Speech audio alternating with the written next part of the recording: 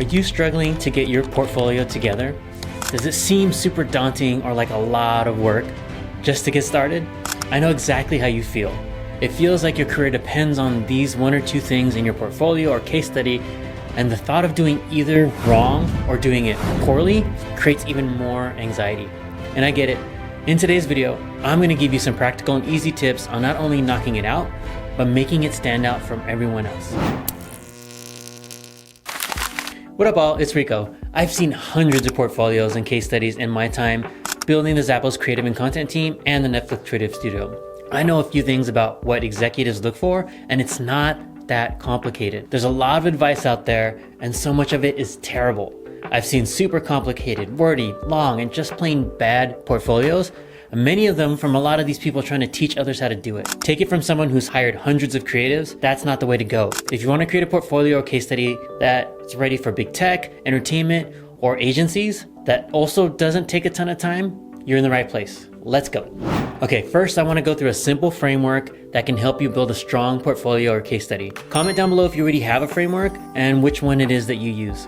Okay, so for me, this is the one I created, just makes it easy. It's Preso, P-R-E-S-O. So how do you keep it simple, impactful, and on point? This framework: problem, research, exploration, solution, outcomes. Let's break it down into each individual section. So P is for problem statement.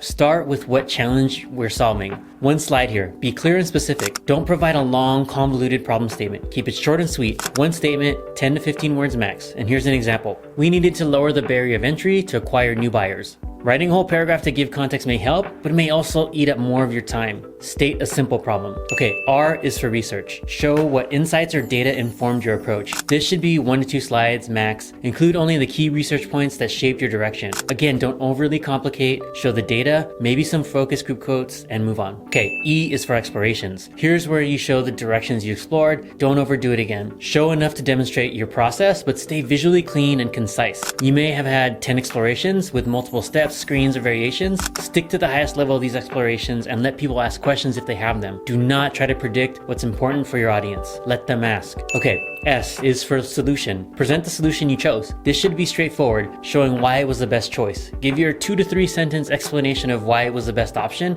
and then pause. Easy. And again, let them ask questions. Your panel knows what they're looking for.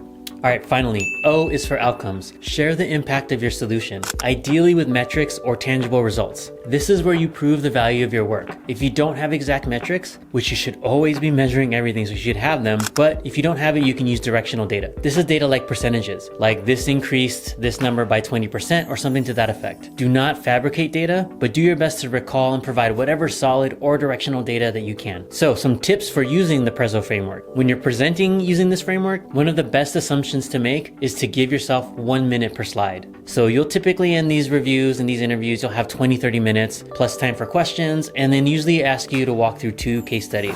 So if you're packing in 30 to 50 slides, you will run over time. Aim to keep it short, tight, visually focused. No one wants to sit through a slide marathon. A tip that Reed Hastings gave me when presenting or hosting a QA or something like that: leave them wanting more. This works during an interview presentation because there's no way you can predict every question they're gonna ask. Give the high-level overview and outcomes. Let them ask you what's important to them. And also, don't forget to cater the portfolio to the job you're applying for. If it's for a mobile app company, show how it relates to designing for mobile. If it's for entertainment, make sure you make the portfolio entertaining and relatable to entertainment work. This is a no-brainer. I shouldn't have to say it, but please do that.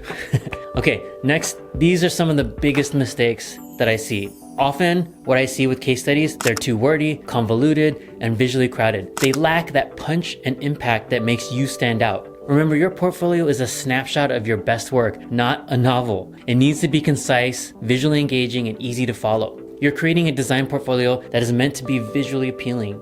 Blocks of text and too much context is counter that. Let the work speak for itself. Use very little copy as needed to convey your message. Okay, next. Another big tip: don't feel the need to answer every possible question in your case study or your portfolio. A case study is meant to be high level. If they're curious about details, they will ask. Don't overload your slides with every little decision or assumption. When you leave the room for questions, you engage your audience, and keep the flow conversational, which can be more memorable than a one-way presentation. Believe me, answering questions directly is way more effective than trying to predict and address everything in advance. Next, let's talk about presenting at the right level. This is another big one. If you're an individual contributor, you should gear your presentations to peers or managers. Keep it tactical and grounded in details. But if you're a director or higher, the focus should shift to strategy, business goals, and design principles. I see this way too often. If you're applying as a design director or above, you need to be solving big business problems, not small tactical ones. Don't speak about buttons, affordances, and padding. Speak about the large business strategies such as buyer acquisition, reduced churn, or creating premium experiences. You need to and want to be talking more strategy.